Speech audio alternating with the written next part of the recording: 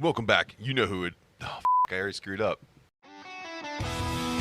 Welcome back to the Jojitorium. Well, I think, remember too, whenever we found the German Scheiser porn. Well, that's not a lot of each other. You're in twerk classes over there. That's Yeah. That's all it is. The fitness class. Working on them TikTok videos you like so much. Dead face.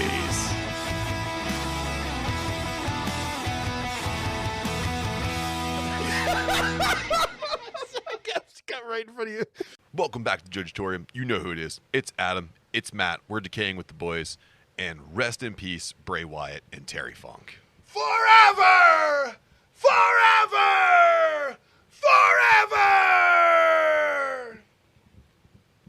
Scheduled for September 9th, 2023, the hidden gem known as Ambridge gets invaded by home brewers, local breweries, wineries, and so much more for Crush and Brew 2023. The action will be held at Old Economy Village in Ambridge, and here's a breakdown of the tickets.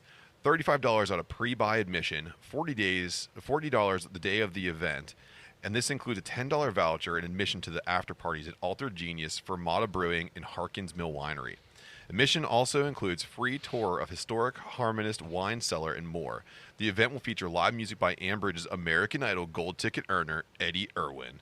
Doors open at 5, but the good times are going well into the evening. Make sure you grab your tickets by heading to eventbrite.com and search out Crush and Brew. Just make sure you tell them that the boys sent you. Yeah, we will see you there. And we will be at an after party. I just don't know which one yet.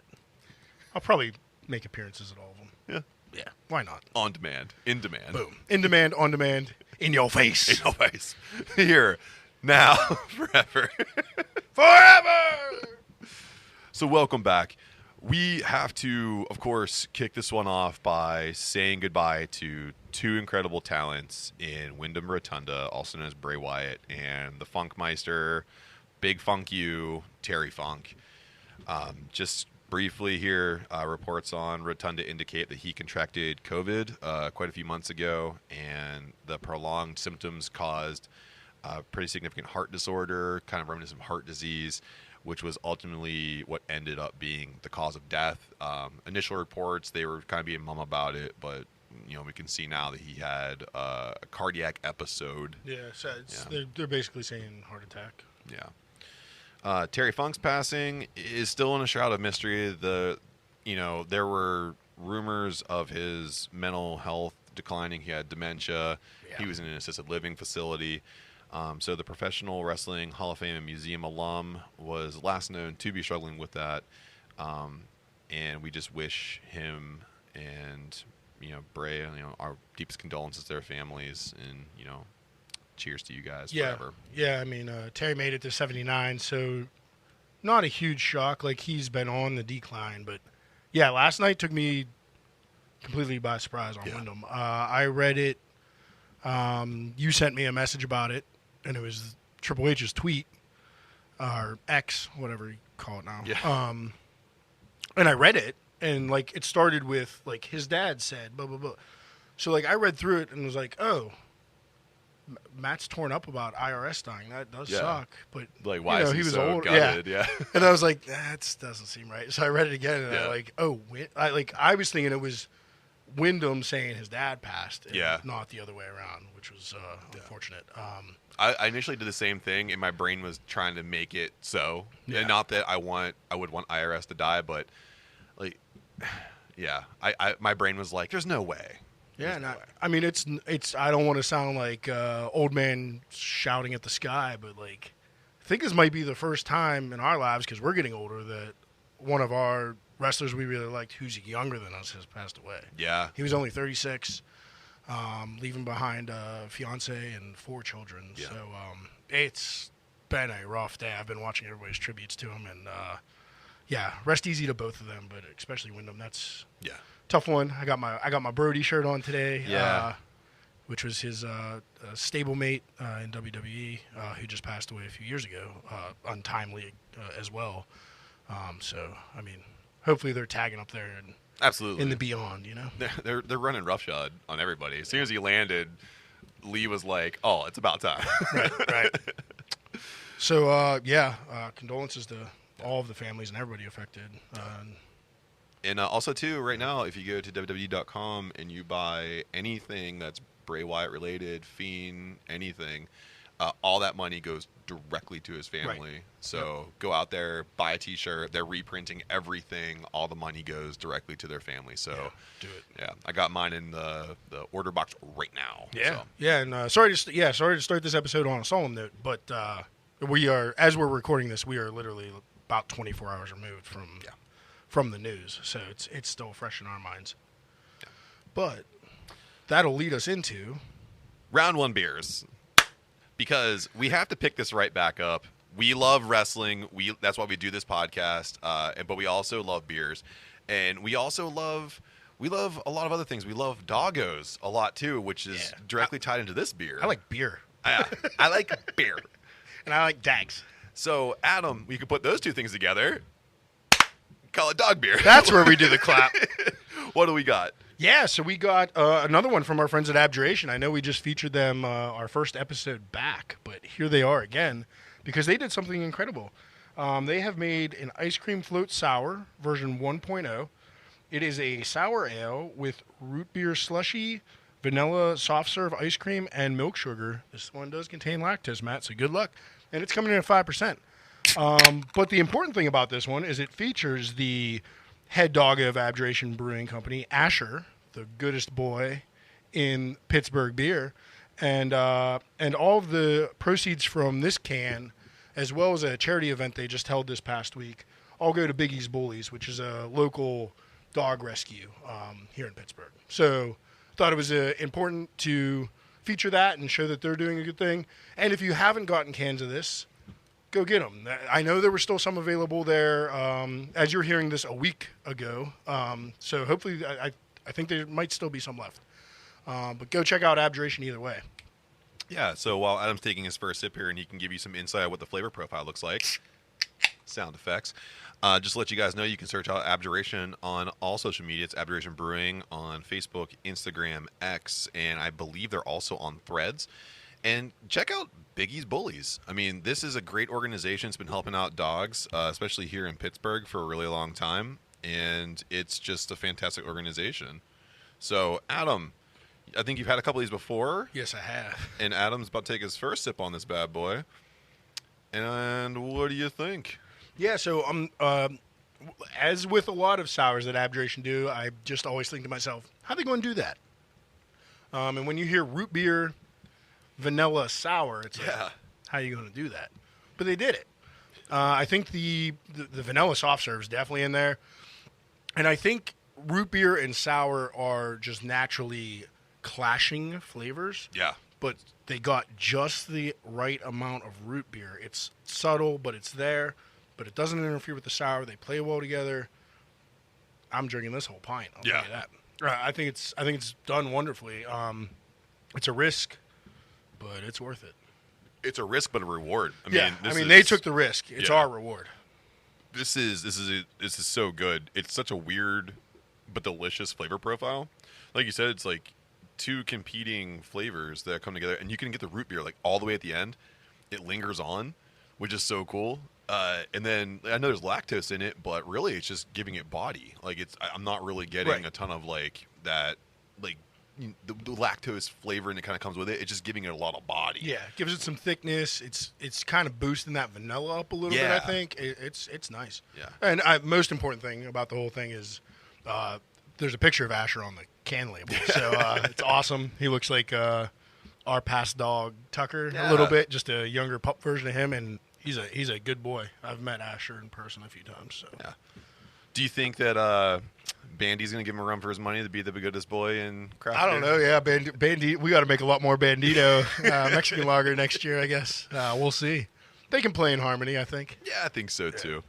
Speaking of harmony, Adam, before we get into combat news, we have to kind of stay in a harmonious kind of situation right now because we have a big fan giveaway. So the boys, a.k.a. Papi Chalupa and Daddy Mass, a.k.a. Bang Bang Beer Gang, asked you guys to give us a caption for the sweet little picture taken of us at Barrel and Flow. And if you guys haven't seen it, go check out our social media at DWTB, Facebook, Instagram, Threads, X, everything. TikTok, whatever it is, and it looks like Adam has his hands moving forward, like he's showing me a measurement of something, and I'm looking on in disbelief. Yeah.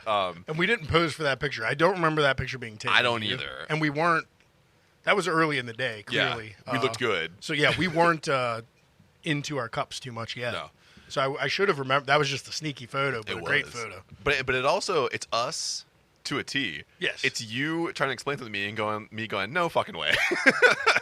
I don't believe you. And it's everything you're saying to me right now sounds like bullshit. And I'm just so then what we did was we put it out to our fans, and I found 7 of the best responses here, Adam. So I'm going to read through them, and we got to decide on a winner, because the winner gets a free T-shirt from our Redbubble store. Whoa, nice. I know. So whoever's winning here, I have everyone's name written down. We'll pick the caption here, and then I'll get their size and their address, and guess what? You're going to get a free T-shirt. It sounds like I should have put a caption in. You did. And we can't use it because you're mean. And I can't win because I'm a part of the show. And you're mean. I don't think mine was that mean. What was mine was like, what? I want to hurt you this much? Sure. Is that too mean to you? No. That's pretty on par for you. Yeah. So, Adam, the first response here is, I was this close to Rick Seaback. Number 2, and his dick was this big, I swear. Number 3, no way you fit the entire foot long in your mouth. Number 4 is you saying, I think I figured out the removable thumb trick, and me saying, bullshit. Number 5, no, that's way more than 3 inches. Number 6, I'm telling you, I said no violence, and you responding with, yeah. So anyway, I was about this far from ramming with my car. And number 7, last but not least, exaggerated deli sandwich. So I have my favorite. I want to know which one you would like. I think going with the look on your face, I like me saying I figured out the removable thumb trick and you saying bullshit. I'm with you. Okay. 100%. Yes. So because if that is the case, I'm doing the removable thumb trick pretty wrong, but I'm like trying. Yeah, but I was like, wait, I did it last night. Yeah, but that's why it's funny to me, because if you were saying that, I'd be like, this is exactly what you try to do to me, like 2 beers deep. Like, look what I could do. So that's from our friends at the weekly recap, actually, that put that one in. So nice. They were actually there. I saw them at Barrel and Flow, so that's cool. So we'll reach out and we'll get a T-shirt size, and we'll get you guys a T-shirt. Awesome. Thanks, guys. Yeah. And if you guys want to know what's going on next time the action drops, just make sure you follow us, like I said, at DWTB on Instagram, Facebook, X, Threads, and YouTube, and also TikTok. And I don't know what else we're going to do, but it's getting tedious. I don't know. Your boy's off TikTok, but Decay with the Boys is still on there. Yes. But we are going to go into some combat news here from Buckle to Bella, Bellator, and Back the Boys, bringing you the best combat news in the biz. Did you know that Mike Perry still wants a little bit of a piece of Darren Till? Platinum Mike Perry just signed his bare knuckle contract, but he's looking to break off a bit more. Perry, who is tapped as the alternative fighter in the Logan Paul versus Dillion Danis fight scheduled for October 14th of 2023, has taken to Twitter, or X, or whatever the fuck you want to call it, just to respond to a challenge from Darren Till. But during an interview with Jamal Niaz at the KSI versus Fury presser, Perry made it clear that he would take on Till with or without gloves. He then said there were multiple occasions where he challenged Till to a bare-knuckle fight, and Till repeatedly refused. And, of course, Perry tapped right into his good old Nate Diaz and said, "You're scared, homie. I'll take you in 8 rounds with gloves on." I like it. What do you think about... First, let me ask you this, Adam. If it's Perry Till bare-knuckle, who do you take? Perry. Okay. If it's Perry Till boxing gloves on, who do you take? Probably still Perry. Yeah. Now, the reason why I'm with you on that is because I think that there's more of a punching power in Perry. Yeah. And if they're not going to wrestle, that takes away a lot of what Darren Till's known for. Exactly, yeah. And it also plays into what Darren Till thinks he's very good at, and he's going to get stomped. Which he's been proven to not be that great at it. Yeah. He had some really good shots for like 3 matches in a row, and then yeah. Boop, boop, boop. And then he just started looking at what the lights look like at the top above the octagon. Yeah, I mean, I'm cool with that. I would rather see Mike Perry take on Logan Paul than Dillion Danis, though. So, but if they don't need him as the alternate, let's do this. Yeah. Well, also too, Dillion Danis did agree to I think he agreed to the $100,000 no pullout clause that Logan Paul had put on that fight. Might as well use your clout while you can. Yeah. Who knows when it runs out? That guy, like, yeah. He only has one fight, by the way. Like, Jake Yeah. Paul has the five now, and Logan only has the one, but he got to fight fucking Floyd Mayweather. you mean Dylan? No, I'm talking about Logan. Oh, He only has one professional fight. Really? Yeah, because the one against KSI was still considered an amateur that's bout. true. That is true. You're right. Yeah. You're right. And you got to fight Mayweather. I mean, that's Yeah. pretty incredible. So it'll be interesting to see what happens at that card, and maybe we'll preview it at some point to see who else is on there, to see if the Paul brothers are still good about getting female boxing on. You know, Because as much as I like serious MMA and boxing, I love this fucking clown shoes bullshit. goofball, Yeah. dog shit. Yeah. I also want to see KSI get his head completely knocked in by Fury. Can we get Doink the Clown in there? Which iteration? I think he's on the 12th. Goofball. Well, I mean, you're not getting the first one. No, he's been gone. Yeah, he ain't coming back, man. So we are looking on to another thing here. It's either a problem or a launch to stardom of Sugar Sean O'Malley. What are they saying? The Sugar era has started. The Sugar era has started with a second round knockout or TKO of Aljamain Sterling at UFC 292, which then allowed O'Malley to capture the bantamweight gold.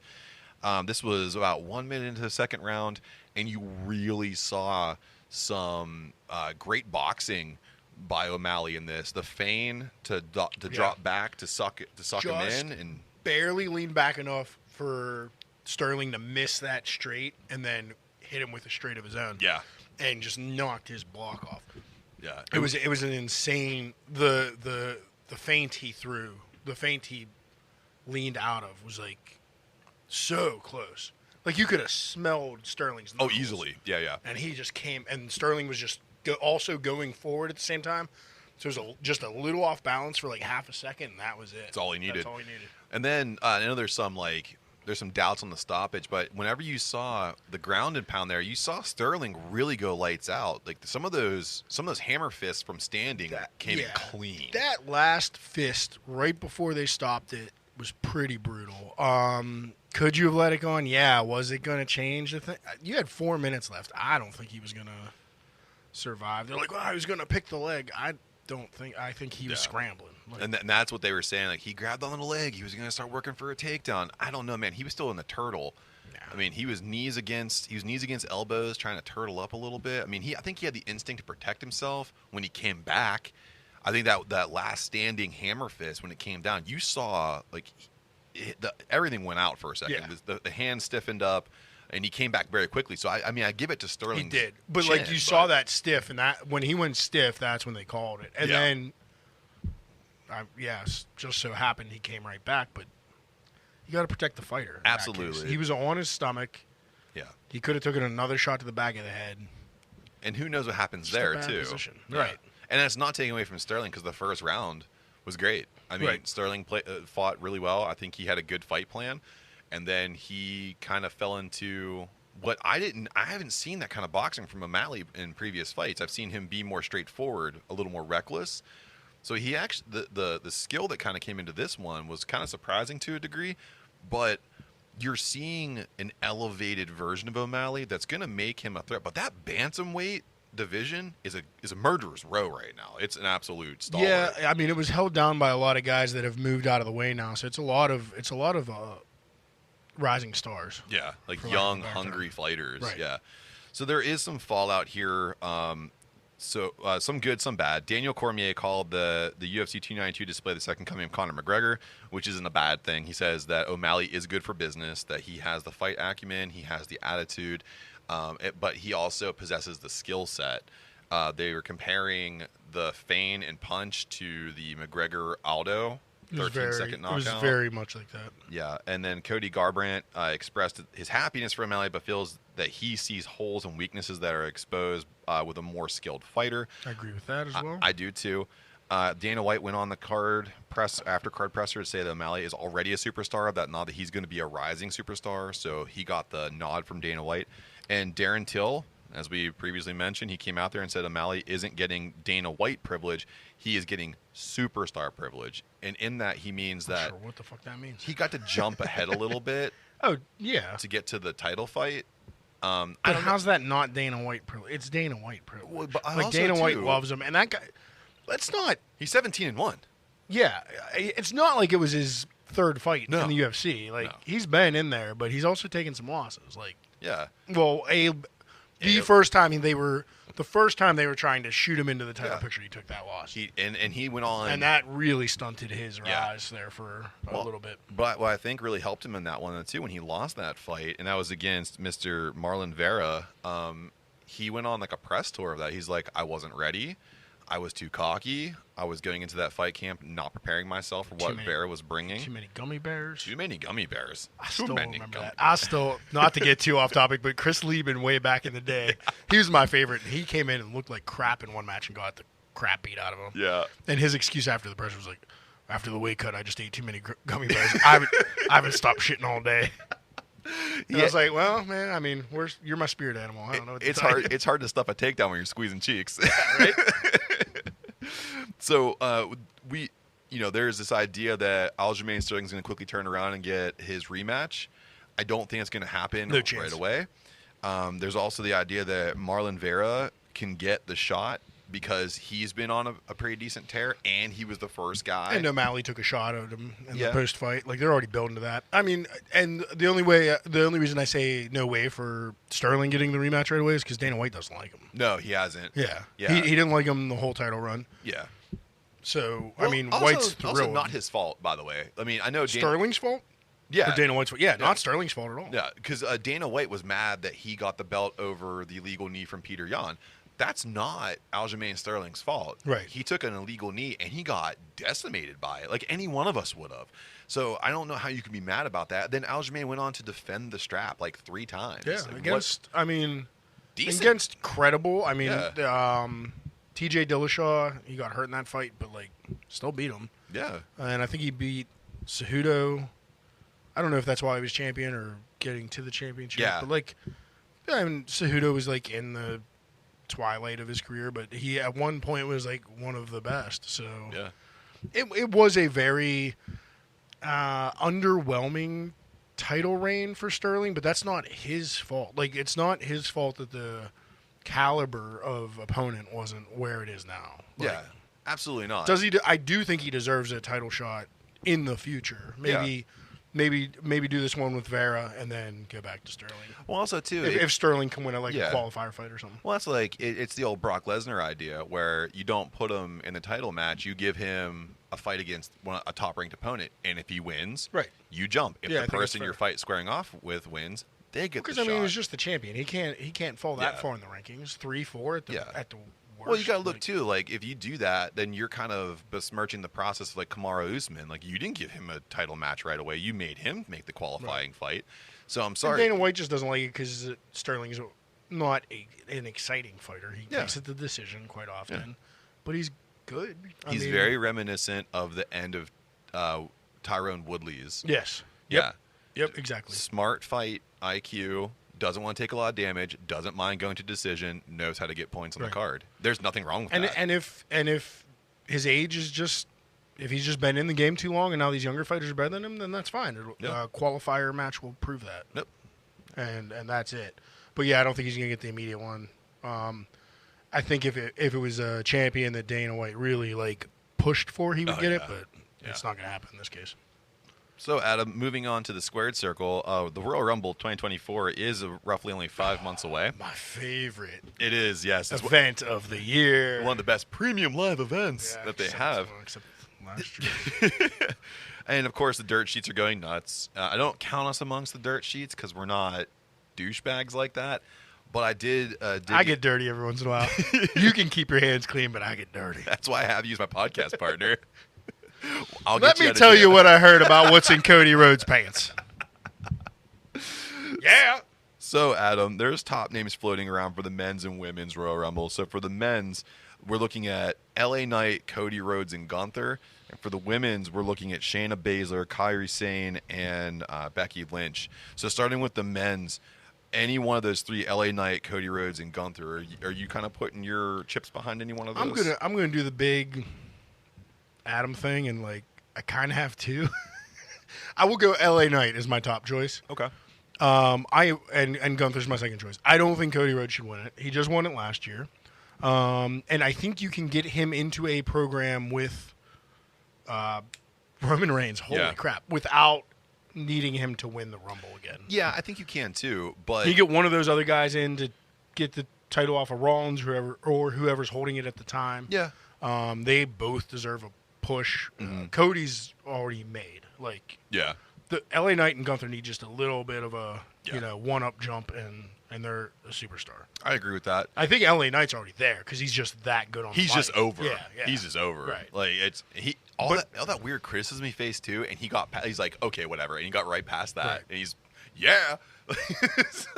Let me talk to you. That's so simple, but it's so good. Great. Yeah. It's attitude era nostalgia. Absolutely. But it's not cheesy and forced down your throat. Yeah. It's catchy. It's good. And that's why I'm also picking LA Knight. Yeah. I'm a huge LA Knight fan. I really enjoyed him in NXT as well. I mean, I just really liked what he was doing. So I liked him in TNA and NWA. Oh, yeah. I've liked him everywhere he's been. It's tough to. He's a funny dude. It's kind of tough to believe he's like 41. Yes. Yeah. Yep. And He's he looks been in there for a while. great. Does look great. Yeah. For the women's, then we have Shayna Baszler, Kairi Sane, and Becky Lynch. Of course, Sane is going to be the one that has to return from overseas, from Japan, to come back in and re-sign with WWE. She could be one of those surprise entrants. So you taking any one of these three? I would like Baszler to win out of those three, I think. Okay. She got put. I mean, the match against Ronda Rousey was a little bit of dog shit at SummerSlam, but it's a push for her. She is a legitimate badass. You can put some cred behind, and she's better. She is a better professional wrestler than Ronda Rousey. Absolutely. And still has that legit pro MMA cred. It looks like she can freaking hurt somebody. Yeah. And Becky Lynch has been there before, so I'm not picking her. And that's it. I think Shayna Baszler deserves a run at the strap. And then you have a great heel champion going into... Which is what you need. Challenging at Mania. So, yeah. Yeah, I like that a lot. But I am going to go with Kairi Sane. I think it's going to be a cool return. I think that she sees that when Triple H is at the helm, and she has more of a shot. However, who knows? Because that finalization of the deal between whatever that company is that's taking over WWE... the whole Endeavor. Endeavor. Vince McMahon is taking his spot back, quintessentially. Right. When that comes, and that's why Kairi Sane left. She's like, "There's nothing here for me because you won't give me a push." So I don't know, man. I will say, out of the three, she has the best finisher. That elbow is sick. Oh, it's so cool. Yeah. So Adam, we're going into going over or jobbing. My favorite first round segment. I do like this one. I do. You just introduced it last week, correct? We called it something else the first week back. No, we called it going. Oh yeah. Tell me when I'm telling lies. Like factor cap. Yeah. Tell me when I'm telling lies. But going over or jobbing, so it's a factor crap or bullshit or whatever we want to say. Going over or jobbing. Although if it's jobbing, I usually do use a more colorful term. Bullshit. So Adam, going over or jobbing, Edge will end up in AEW. That one's going over for me. I think he's done all he can do in WWE.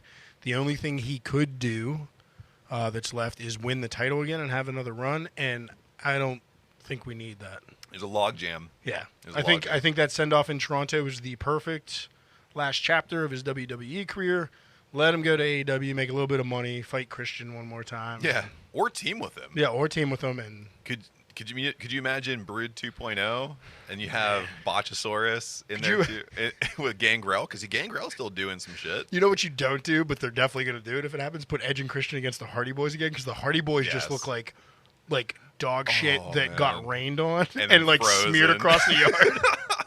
And Edge and Christian still look pretty good. Yeah, it'll be decimation. And then Tony Khan will still put the Hardy Boys over. Oh, meth is a hell of a drug. Because babyfaces have to go over on heels. Heels can't ever win. That's why MJF has to be a babyface now.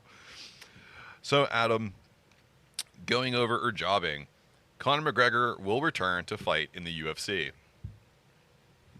Going over. He'll run out of money eventually. I don't think it's going to be anytime soon.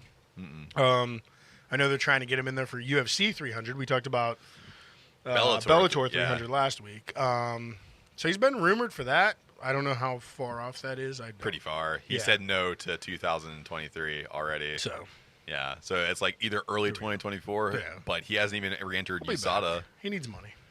I think it's jobbing. Yeah? I don't, because here's what I'm saying, man. When Endeavor does the merge, and he's already seen the blueprint from Ronda Rousey, how much money she made. Could you imagine Oh, you that think he's gonna jump into the E? Royal Rumble? 3, 2, 1. Notorious. He's gonna come running down. I mean, I would look like a little freaking Mark for sure. if he I'm did. gonna jump for it. And here's the thing: if it's money motivated, why not? Can we just like make a creator wrestler out of him and give him like Ken Shamrock's moveset? Oh yeah, we could definitely do that. Yeah. Just belly to belly suplexes on everybody.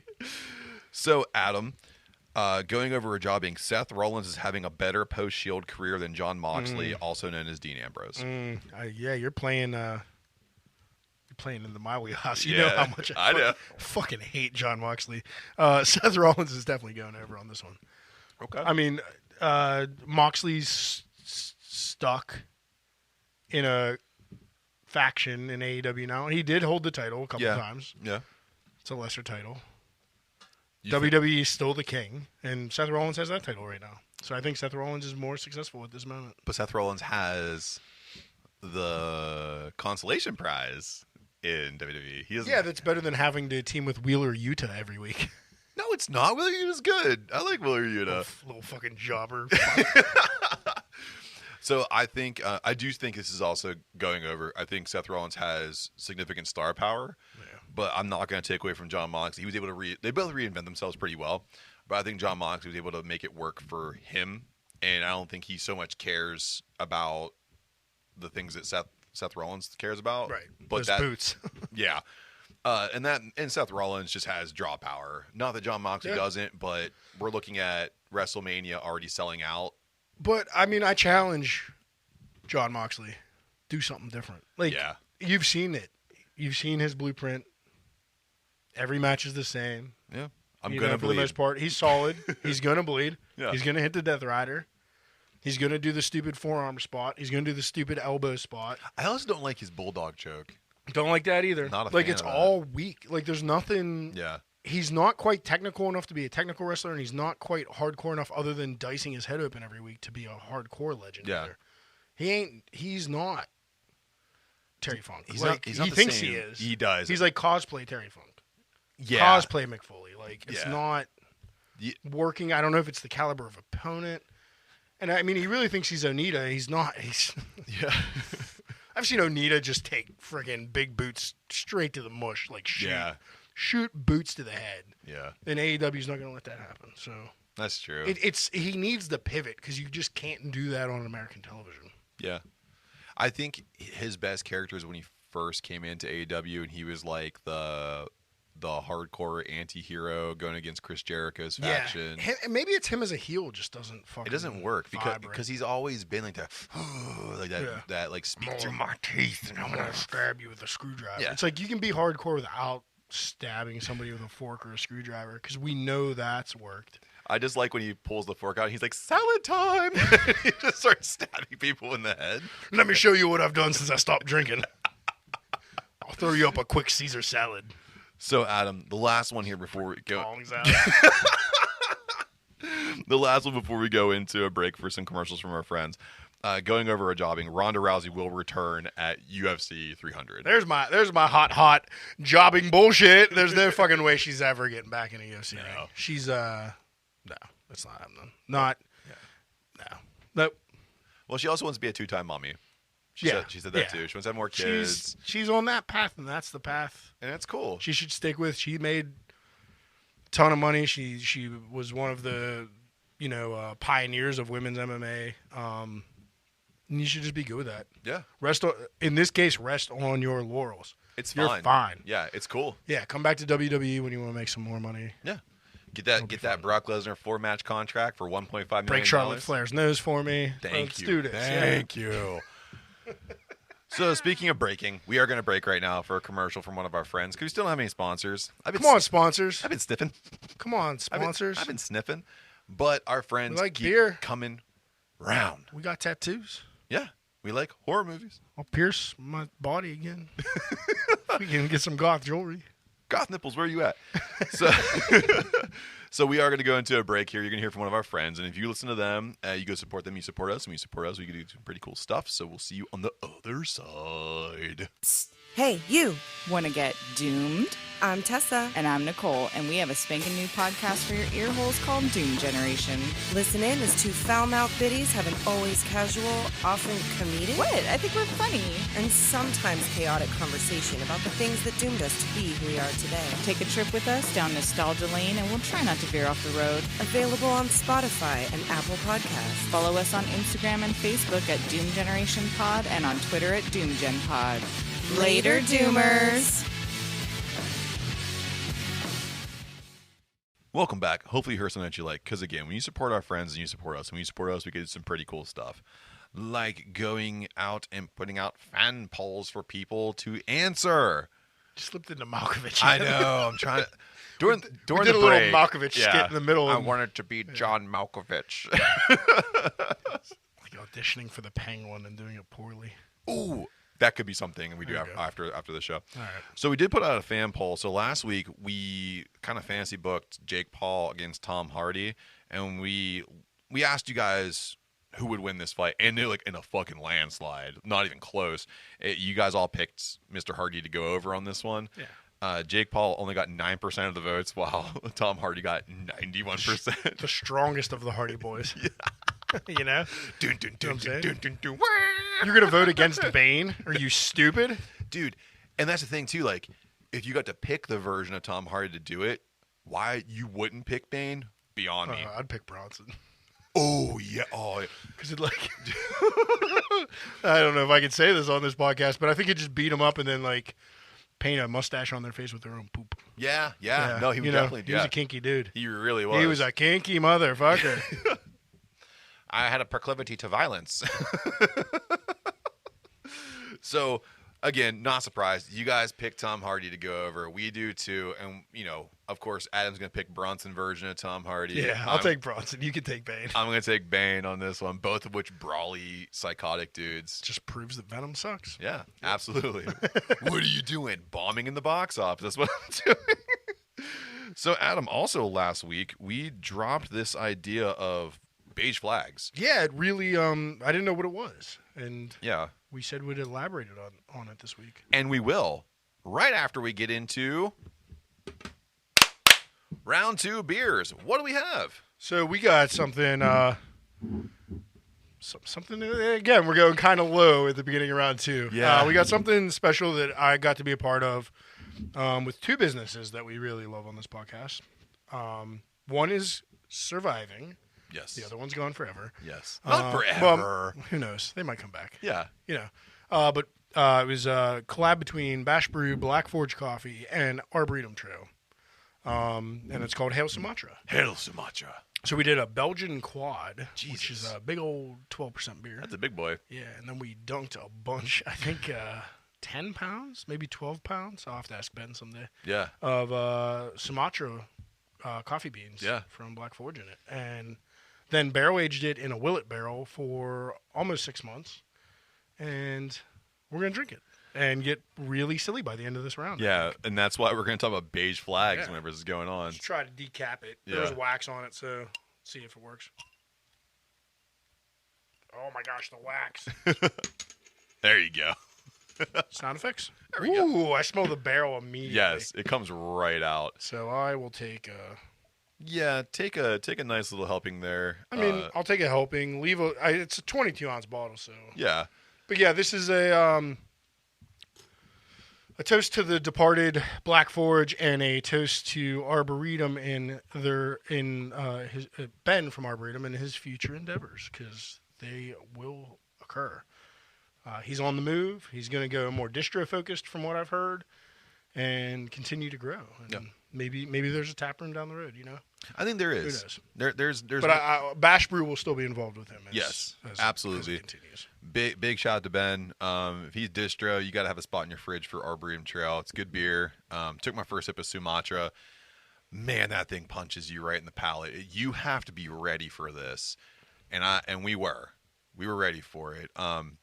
The coffee has just enough of the being pronounced just enough to really combat some of the barrel flavor, so it's not super abrupt. It plays really nice, man, and you get the booziness that you're looking for in the quad. It's a great balanced approach to a higher ABV beer that has a complex flavor profile. Thanks, dude. Yeah, and you can ask Ben. He can correct me when he comes on again. He'll be on in a future episode, I'm sure.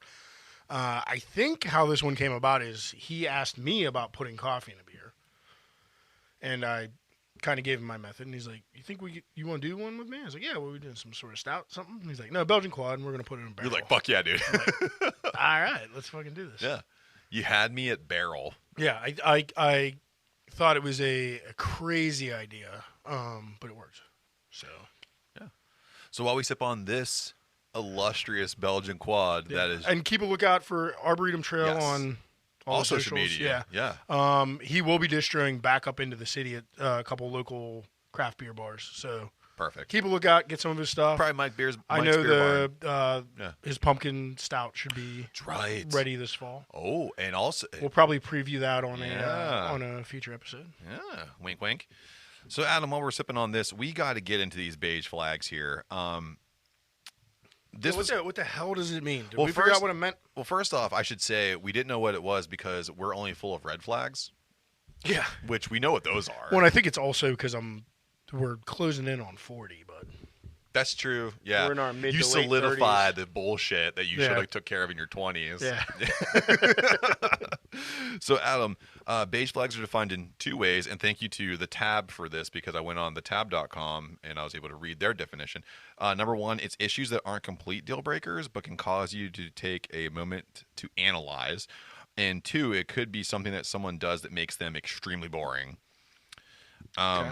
So, like I said, the Tab made it clear that this concept came from the dating world, specifically profiles, and they found some of the worst ones. So, Adam, I went on the Tab, and I found they had 30 of them, and I found 10 that I think I see a lot whenever I'm on TikTok putting up our videos. Again, we're at DWTB at TikTok. So, Adam, I want to play a game, though. So, I'll read the beige flag. And whoever's turn it is, we're going to flip a coaster. And the Bash Brew side, if it lands up, you have to turn this beige flag into a red flag. And if it's the blank side, you got to turn this beige flag into a green flag, which means, like, it's on. Like that's going to be what I do. Yeah. However that flips up. Yes. Red heads, green tails. Got it. Yes. And then you're taking the other side? No. Oh, just I have to do it. You have to twist it. Oh, boy. Yeah. Okay. I thought we were going to debate. You're just going to grill me, huh? No, we're going to take turns. Oh, we're both going to make it a green and a red. There's 10 of There's 10 here. Okay. I thought we were going to argue. I was really going to make it personal. We'd have to cut it in half if you're going to do that.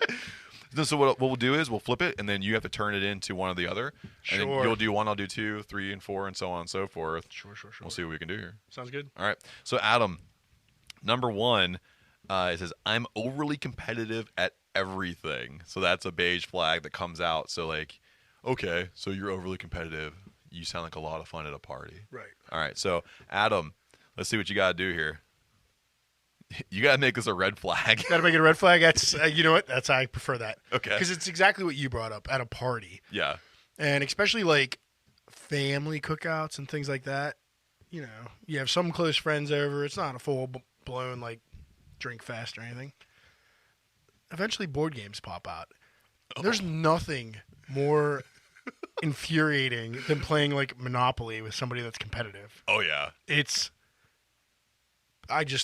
Makes me want to leave. Yeah. Any board game, any yard game where somebody's like cornhole, somebody's real into cornhole. Yeah. Oh, that's a red flag. Whew, like, yeah, I've been playing this game for 10 years, and I'm so good at it. The defensive strategies. And blah, blah, blah. Foot over the line! Your foot's over the line! Get out of my yard. Speaking of the board games, did you ever see that one, like, the one video where it's like, oh, I don't know how I'm going to pay my rent. And it's the guy's like, oh, I could work out something with you. And it's cuts to the two people that are playing Monopoly with them. Like, what the fuck are you guys doing? Do a lot of dirty things for Boardwalk. That's a green flag right there. So, Adam, for number 2 here, this is mine. And it's whenever you're out to eat and you have that one guy who's in the table. He likes to drink mezcal and he wears sunglasses indoors. And he says, what do I order for the table? tequila. So let's see if I can make this. To me, it's already kind of a red flag, but we'll see here. It's green flag for me. Ooh, green flag. Yeah. So I would say, what do I order for the table? Tequila, but I'll also make sure that if you need your training wheels, I'll go get you the lemon or the lime and the salt, and I want to make sure that you're okay with this. And also, you can get Raspado or you can get Mezcal. You can get whatever you'd like. I'll take my sunglasses off. I want you to feel comfortable when we're taking this together. We're going to take this together. I mean, Reposado makes it a sip and drink instead of a shoot and drink. You can trick people into it, it becomes if it's silver or gold tequila, like you're shooting that shit. Yeah, every time. Yeah, but I think it also kind of like making that a green one kind of makes it like borderline creepy.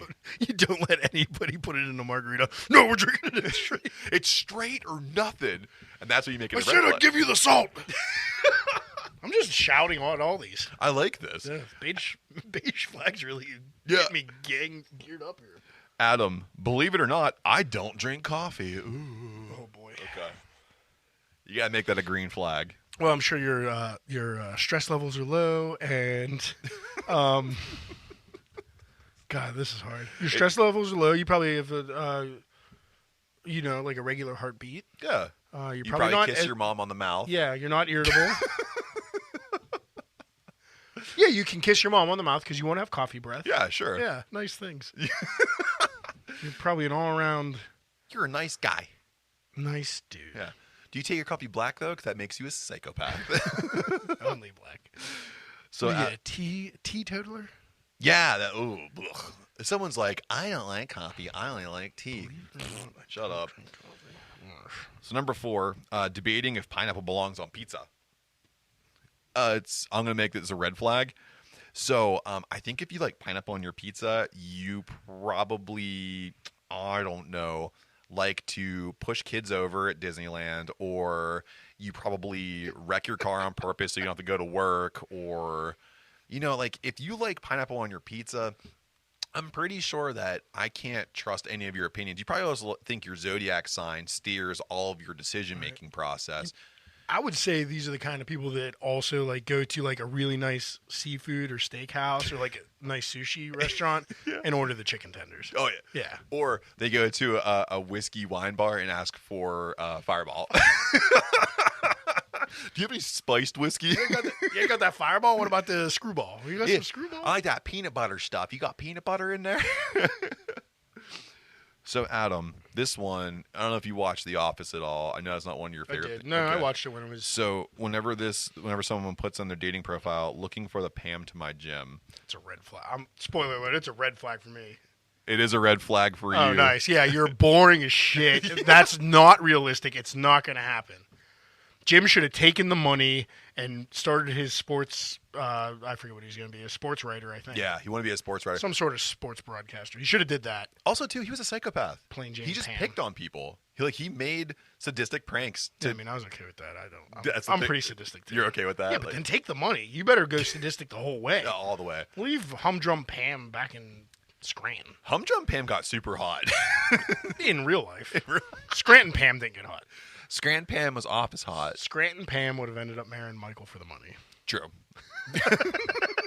Or Dwight. My unusual skill is procrastinating. Oh, God. These are all... I hate all these people. It's a green flag for me. I have to make this green flag. Okay. So can I just say off the rip, procrastination to me sucks. It's the bane of my existence. Yeah, I got to get stuff done. Uh-huh. But it's like, oh yeah. So you like to procrastinate. So I guess it's an unusual skill for you. You like to do things that you love and not things that are important to you that make money for your household or take care of your family. That's okay. I believe that your procrastination will help you in the long run. At some point, hopefully you don't get tied up in projects you don't like because of procrastination. I'll give a green flag for procrastination. Okay. You're probably also low stress, kind of like you don't drink coffee. Like yeah. Nothing's bothering you. Everything like kind of just rolls off your back. And a golden retriever. It's probably why I have high blood pressure because I'm everything bugs person. you. Yeah. And you don't procrastinate. I don't know where the hell you got this whole I'm a procrastinator from. I've never seen you procrastinate. Ever. I don't. Yeah. Ever. I was the one that wrote like the final papers for college 3 weeks Yeah. early, and you're like, "Why'd you do that?" I was like, "Because I can drink for the last week." Gotta get it done. Gotta get it done. And then you just drink with me, and Yeah. and write it with you while I was drinking. Yeah. That was my superpower. What did you put for this one? Oh, I'll show you what I put for this one. So for you, Adam, I'm looking for someone to go on adventures with. Red flag. Me? Yeah. Yeah, remember what happened to that girl and her boyfriend? He threw her off a cliff and then got eaten by an alligator in the swamp. Laundry, that's what I'm thinking of. Yeah. That was a real fucking adventure. Talk to the Laundry family about that. # life goals. Jesus, dude. Next. That's the best example. I like to go on adventures. I really like to go off the beaten path. You're going to be found at the bottom of a cliff. Maybe. You might not be found at all. So I would say Ted Bundy liked adventure too. You know? Didn't that guy even we say? We could take my Volkswagen anywhere. Didn't that guy even say, like, in his profile, like his IG profile, he was like, I like going on adventures. Yeah, they were like travel bloggers, influencers. Well, look on. I don't know. Yeah. So for me, there's a quote here says, I am a foodie. Ooh, it's a red flag. That's cool. Your whole existence is food. Makes sense. I looked at your profile picture. Can I have a turn at it? Yeah, go for it. Take a picture of that food and then choke on it. That's a red flag. I hope that you die on the food that you're eating. I actually do like food. I like watching people cook stuff. Yeah, but that's not you being a foodie. That's you. Foodie's just you going to restaurants. I go to the restaurant. I order the tomahawk steak. I take pictures of it, and then I don't eat the whole thing. And then, you know, I have casual conversation while you know, a lot of foodies are probably Deftones fans. Well, no. I might be a foodie. Because you're a Deftones fan? Yeah, maybe. Ew. You can't make that equation. Shoegaze equals Thomas. All right, Adam. So for yours, nothing is better than sleeping. So that's a red flag that you got to make this a red flag. Yeah, you're skipping your whole life just catching some Z's. Did you ever try to stay awake for 48 hours straight on nothing but Red Bulls? That's living. Yeah, I have, by the way. Yeah. Yeah, sleeping's a waste of time. So, Adam, last but not least, this one's for me. It's the most damning thing I think someone can say in a conversation. What's your degree? And that's going to be a green flag for me. So I want to know what your degree's in because I want to know if you're educated. If you've taken the time to run the risk of higher education. If you did, I'm really interested. What's your degree in? Adam, I know you have a degree in criminal justice and accounting. and I just find that so fascinating. Mm-hmm. You like crime and numbers. Yep. And that makes me like you. Yep. I'm going to steal it. I want to steal all your money. And I learned how to do it, too. Thanks, undergrad.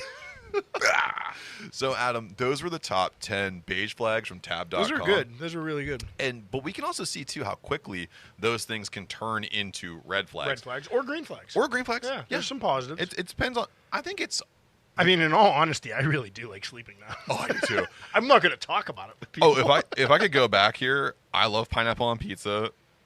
Me too. I am a foodie. I like eating a lot. I love am a sleeping. foodie. I don't post about my food intake, but I do like to get adventures with food. I think I've only taken pictures of my food like a I've never had a handful of times. tomahawk steak though. Neither have I had an opportunity a few months ago, Well, and I got can't. something else. Yeah. I can't now. Oh yeah, the red meat will Daddy can't eat red meat. Uh-oh. turn you into Terry Funk. Yeah. I'll have to funk you in the bathroom. So, Adam, real quick, though, before we move on to your favorite segment of the show. Yeah. Do you have any beige flags? Yeah, I have two. Okay. Because I always have two, All right? I always have multiple, and I can't always decide. Like, Adam, can you give me one thing? I have 7. No, I have two. I have two really good ones.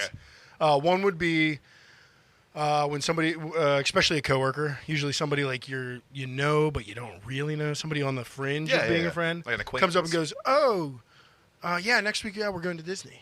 You go, "Oh yeah, how old are your kids?" "Oh, we don't have any kids." Beige flag. And another one is people that only drink ciders or seltzers. Yeah, like Beige flag. I don't like beer. I don't like alcohol. Yeah. But have you ever had a cider? Have you ever had the really good cider from Woodchuck? Oh, good. Hey man, If they have a favorite flavor of White Claw, beige flag. Surge.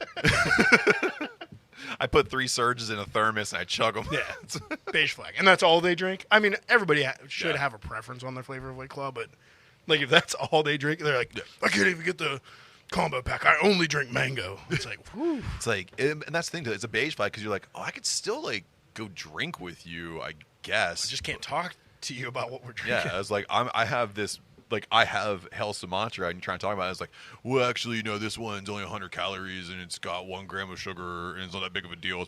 It's ranch water, so it's made with agave. So, yeah, what's your, you have any beiges? Yeah, I actually have one of my own where I just wink at people. I wink. Like, I'll say something, like, snarky, and I'll, like, wink. Like, And then they're like, hey, is he being sarcastic or is he hitting on me? Absolutely. Yeah. I'm like, yeah, good luck on that thing tomorrow. And I... Oh, you don't do the ha-ha, do you? I do. Oh, no! And You're the office bro dude. You're just hanging out by the copier, just winking. It's my own by the coffee maker, really. And I know Big it's Daddy Winks. Oh, we got another nickname for the beginning of the show. Oh, Daddy Winkler. Oh, no. Hey, real quick, can I Winky, Pinky, and your Stinky. Can I pitch you another one? Papa Winky. Papa Winky. Papa Winky. Papa Winky. Papa- Daddy Mass. Yeah. So that's my beige flag. Who's your daddy? Who's your daddy, Winky? But I think other than that one, I think my other beige flag is whenever I realize that I'm not letting someone talk, and I force myself to not be like Bert Kreischer, and I stare into your soul. I have that problem too. Yeah, but I'd say that's about it. That's, you know, other than that, I have beige flags. Like, I like pineapple on pizza and all that, like we just talked about. But yeah, winking at people is definitely I poured beer all over the bar. Do I have one that's not on the list? Oh, you? Yeah. I feel like I talk about homebrew. That's probably a beige flag for a lot of people. Well, no, because you talk about it with other homebrewers. Yeah, So I try to. Sometimes I don't. yeah, but I think you have a good audience whenever. But you're then I doing do it. like the Bert Kreischer thing you do. Like I try to shut up about it. And I'm like, you know what? Yeah, Iron City is a really good beer. Yeah. I drink Miller Lite. I think that your beige flag is you're a one-upper. You like the one-up whenever we're like, because we had like Between us. Oh yeah, 100%. Probably with a lot of people. Well, the other day, But I definitely do. With we you. were bitching about sunflower seeds, and someone's like, "Yo, Dave's is the best." You're like, Biggs. No, I'm not No, gonna. You're a contrarian. That's what it is. You're Yeah. not a one-up. You're a contrarian. Yeah, I am. You like to, and also sometimes too, I've caught you saying that you don't like things that you do like, and you don't like things that you do. Yeah. I gotta get my point across. I gotta win this argument. What's your favorite donut chain? It's like I would be like, "Oh, I like Big Daddy Voodoo donuts," and you're like, "Oh, actually, I." Dunkin'. You like flavor on your donuts? You stupid Mark. Stupid. And then you suck people in. It's hilarious for me because I know the game, and I mislabeled it as first as a one-upper. You're not a, you're a contrarian. That's fair. Man, that's probably about to skew to red here soon. Not really, because the thing is too, at the end of it, you always go, "Just kidding." Oops, just kidding. I don't like Dunkin' Donuts. I like Big Daddy Voodoo donuts. Imagine like, hey Matt, do you like spicy food? Yeah. Oh, is that what pores do to make their lives interesting? Just kidding. I love spicy food, by the way, folks. But yeah, I would do that to. Yeah, absolutely. Yep. I've seen you do it so many times in front of me, and then you make eye contact with me. Yeah, because I want to make sure you're picking up on my bullshit and not letting me get too out of control. 100%. Yeah. I do give you the nod every once Fuck, in a while. that's such a good one. You're so right. So, Adam, we're moving into your favorite segment of the podcast.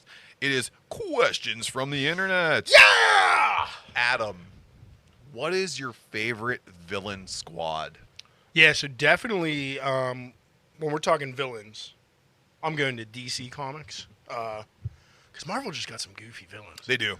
And my favorite is a big old classic, and it's the Legion of Doom. Oh, yeah, dude. Yeah, Very man. nice. Classic. You got some good guys in there. So Okay. some real classics. Kingpin, was he in there? Yeah. Here we go with me not knowing who's actually in it. The Riddler was in there. Scarecrow, Lex Luthor. That's who I'm thinking. Not Kingpin. Kingpin was Marvel. Oh, yeah, Spider-Man. Yeah, he was Spider-Man. Solomon Grundy is a big one. Oh, He's in there. Yeah, Solomon Grundy. Yeah. So Legion of Doom. Fuck it. I like Fucking that up the Justice League, right? I like that. I like that. I would say I'm I also... also fucking hate Superman. I know you do. So, I'm powered by the sun, Mark. Although I also, I'm going to blame that on the Hell Sumatra, me getting Kingpin and Lex Luthor confused, because Yeah. there shouldn't be no confusion in that. But could we also just say, like, in a Flash, kind of almost. I mean, they were both bald. bald white guys. But with Kingpin couldn't even corporations. beat Daredevil, and he was blind. I mean, nothing against blind people. Dude, no, he's not. I mean, he's blind, but he has like sonar and shit. Yeah, he did have the sonar mask. Yeah, That's pretty cool. He knows what he's doing. He was basically Batman. Basically, If you really think about yeah, it, if you Bat's really got the sonar. well, that's the thing though too. He didn't have You to. could call him Dolphin Dick. Because dolphins have sonar, too. Dolphins have Dolphin Dick. And that's my new nickname. Dolphin Dick. I'm Dolphin Dick. Dolphin Dick. I like that. So Adam, I'm gonna stay in Feels the like a hot dog. I'm gonna stay in the world of DC as well, and I'm gonna go with my favorite villain of all time. It is the Bat Who Laughs, and I like when he makes his amalgamation of all the feral Robins. So he leads them on chains and BDSM gear, and they just eat other DC characters alive. So I'm not familiar with this, so I have, like, one really important question. They have, like, a cool team name? No. No. No. There's no Feral cool- Robins. There's feral Robins. So the Bat Who Laughs it's I know that story. Yeah. I just didn't know about the Feral Robin Yeah, he gang. dips into all the other universes and he abducts the Robins and he basically crowbars them into being feral. So it's just like West Side Story. It's like the Sharks, the Jets, the Robins. Yeah. Yeah, I want to be in a gang. Yes. Hey, you looking at my gal? So the Robins show up and they basically chew people. Like they're like dogs. Oh, I like that. It's pretty cool. And also it makes me rock hard. Like I just love watching. You do like cannibalism. I so do yeah, a that makes lot, sense. yeah. So Adam, the question came in about what part of podcasting do you find the hardest, but also I want to split up what part of brewing is the hardest for you to make the question more applicable to you. I'll take brewing and you can take podcasting. That's cool. Brewing for me is at this point coming up with new ideas and like not. I never thought I'd be at the point where I'm like resting on recipes. Like I always seem to like want to do new and crazy shit, but just with planning for competitions and stuff, I want to get feedback on certain beers I brewed before. I want to know how to improve them. So it's just keeping it fresh. Is really it. Coming up with new ideas for crazy shit. And then, but there's also a bunch of like classic styles I haven't done before. So yeah, it's a loaded answer, but I'm gonna say just keep. You just got to keep evolving. To keep the evolution going is kind of tough. Yeah, I agree with that. With podcasting, it's the same way too. Like we are for all intents and purposes, we're a barroom chat kind of thing. You know, we think that the things we bring to your attention are fun things to bitch about in the bar. And there are so many podcasts like that, so we got to keep it fresh. So that's why thinking of new segments, thinking of new ways to introduce things, thinking of different things to bring in to highlight, and also too, like there's a balance, because I also want to use podcasting for good. Like, listen, we're not Joe Rogan, but we're also not getting like one listen per episode. We're kind of like in that nice like upper end of indie podcasting. Like we have a following, we have people listen to us, and if we can use that as a vehicle for good, and we're bringing fresh ideas, that's the hardest thing. I want to use it for good. I got to figure that out with you, and then I have to figure out how to keep the podcast fresh. We also have to keep it a little offensive. A little offensive, just a smidge offensive. We can't do all good. We have to do a little bit of bad boy stuff. You know who likes offensive stuff? Fucking cancer research, man. They love it when you start saying bad words. I don't know about that. They don't like that. I don't know about that. I like them people. And I like when you keep it clean. But no, I mean, that's fair. Because it's similar where I'm at in brewing. Like, I'm not making money on it, but we have people that follow it and want certain beers we make and stuff like that and seek us out at events and stuff. So, yeah. It's I think similar. something, too, it's synonymous between the two is that because of your beer, you and subsequently I, because you bring me along, which is thank you, we get to talk to tons of cool people that see everybody at Crush and Brew. Yeah, we wouldn't be able to talk to people because we wouldn't have a thing to talk to them about if you weren't doing what you're doing. And much like the podcasting thing, we've talked to like some pretty incredible people, and there wouldn't be any reason to talk to them about. So it's kind of like money's cool, but like the experiences we're getting to have are pretty dope, dude. Yeah. I'll tell you what, my fucking failure of a cousin didn't get to talk to Art the Clown last year. Yeah, that's right. Shout out to David. Yeah. Enjoy your freaking Esquire, you lawyer piece of shit. I got to Dr. Art the Clown. So, Adam, He cut that girl's arm off. speaking of horror movies, Sorry. thinking of Freddy Fuck you, versus David. Jason. Great movie. What two horror franchises would you pit against each other, much like Freddy versus Jason, which was a great movie? So you get to pick two horror franchises, whichever ones you want. Am I going first? You go first. You go first. Oh, I got going. Go. I got going. I'm gonna take my little doll man, Chucky. Yeah? My little dude from Child's Play. Actually, he can bring the whole family if he wants. And we're gonna fly across the Atlantic Ocean to Ireland. He's gonna take on the Leprechaun in the Battle of the Short Kings. Oh, the Battle of the Short Kings! You got at least a trilogy out of Battle of the Short Kings. Oh, easily, man. Yeah. They each have their, like, the first one's it's like Power Rangers. I think their reach is about even too. There's no size advantage. It is a fair fight. It's a lightweight match for the ages. Bantamweight ain't got nothing on them. Fuck O'Malley. He couldn't handle the power of Super Chuck. Yeah. How are you gonna take a butcher knife? You know? You ain't. That's how it's gonna work out. Shillelagh. So I am going to go in you gotta hang with me here. You gotta fill this out with me. I'll try. I'm gonna take Texas Chainsaw Massacre. Vroom. Okay. Wink. I'm gonna take that one. Yeah. And then I'm gonna take 28 Days Later. Oh my God! It's eating people again. You love cannibalism. I'm hard as fuck right now. But I'm not sure how you're combining them. So go ahead. So think about this: the Hewitt family ranch. They're Uh-huh. isolated. It's still like 1979. Okay, picture it. The door to the front porch opens. Here comes, the Hewitt family comes out, and they hear rumbling in the tree line. Before they know it, the zombie horde comes running out of the wood line, and they have to retreat into the house and defend their house for an entire night, a la Night of the Living Dead. However, you have an entire family of psychopaths taking on the horde from 28 Days Later. I don't want to punch a hole in your That's okay. fight here. I don't think it's very fair. The 28 Day Later zombies are like some top tier zombies. Yeah. They're gonna be tough to fight. But the off. reason why I'm picking them, and there's some old people in the Hewitt family. there are, but Yeah. but Grandpa ain't making it out. I know, but Spoiler alert. yeah, Grandpa getting eaten. but think about this. And he's though. probably tastes like jerky. He's pretty dry. he's dried out, yeah. But could you think about any one of them getting bit and turning, and being like, Oh, that's a cool twist. that's what I'm saying. We got Chop Top in here. Oh, Are absolutely. we taking some of the two family in there? Lick my head plate, you dog dick. Lick my head plate, you zombie sucker.